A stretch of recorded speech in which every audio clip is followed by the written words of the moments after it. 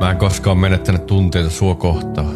Mä vain tajusin, ettet sinä halua minua, joten luovutin. Ei siksi, että sydämeni olisi lakannut välittämästä, vaan siksi, että sattui liikaa pitää kiinni jostain, joka ei ollut molemmin puolista. Mun oli pakko valita itseni, vaikka jokainen osa musta halusi edelleen valita sut. Mä ajattelen sua yhä, ei enää surullisesti, vaan muistona siitä, kuinka paljon rakkautta oli valmis antamaan. Sulla tulee aina olemaan paikka mun sydämessäni, mutta mä olen oppinut, ettei rakkaus voi kasvaa siellä, missä sitä ei oteta vastaan. Irti päästäminen vaatii voimaa, ei siksi, että olisin lakannut tuntemasta, vaan siksi, että ymmärsin, että mäkin ansaitsen tulla valituksi. Eteenpäin meneminen ei tarkoita unohtamista, se tarkoittaa hyväksymistä. Ja mä olen hyväksynyt, ettei me oltu tarkoitettu toisillemme. Mun rakkaus löytää vielä tiensä jonkun luo, joka arvostaa sitä yhtä paljon kuin minä. Ja siihen asti mä pidän kiinni opetuksista, en kivusta. Paina tykkää, jos oot samaa mieltä.